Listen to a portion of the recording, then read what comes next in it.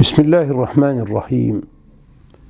الحمد لله رب العالمين، الصلاة والسلام على المبعوث رحمة للعالمين وعلى آله وصحابته والتابعين، وبعد.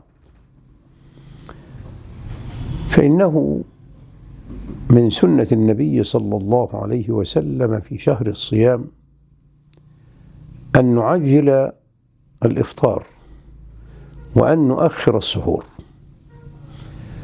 وهذا من رسول الله صلى الله عليه وسلم رحمة بالأمة،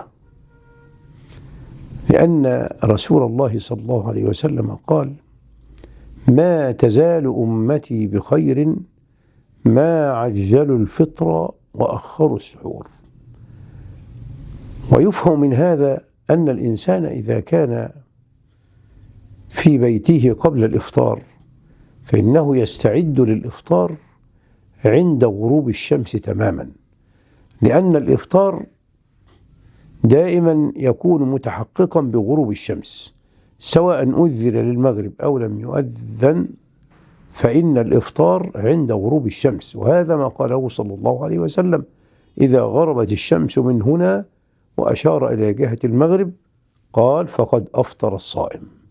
يعني سواء تناول الإفطار أو لم يفطر فإنه قد أفطر، لأن الصيام على ساعات النهار: وكلوا واشربوا حتى يتبين لكم الخيط الأبيض من الخيط الأسود من الفجر، ثم أتموا الصيام إلى الليل. فإذا غربت الشمس وجب الإفطار، حتى لو لم يفطر الإنسان على ماء أو تمر أو على طعام فإنه يكون قد أفطر، لأن حكم الصيام قد انتهى أمده. ولهذا قال صلى الله عليه وسلم: ما تزال أمتي بخير ما عجلوا الفطر، أي أفطروا في الوقت الذي يكون أول الليل.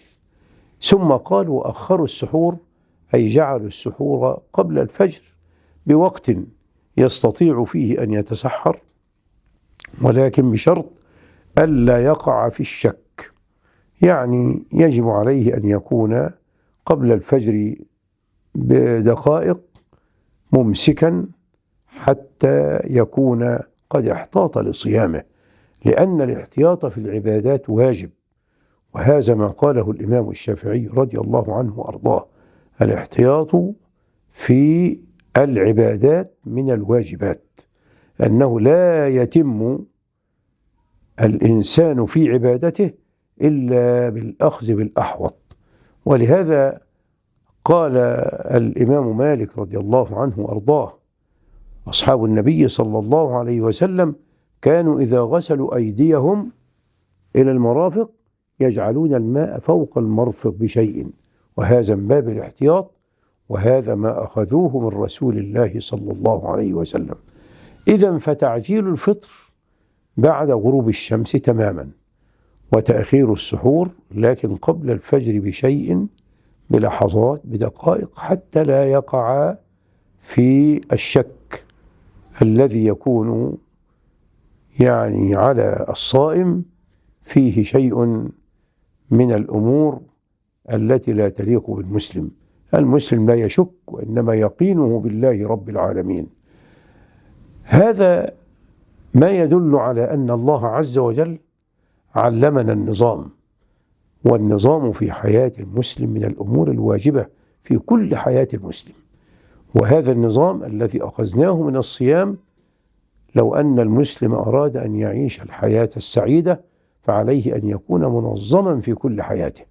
ولو أن النظام ساد حياتنا في الصيام وفي غير الصيام فإن حياتنا ستكون إن شاء الله سعيدة كريمة، بل إن الوقت سيتسع. الله عز وجل لا يعطي على العدد، إنما يعطي دائما بالمدد. أسأل الله تبارك وتعالى التوفيق والسداد والبركة والإمداد. والسلام عليكم ورحمة الله.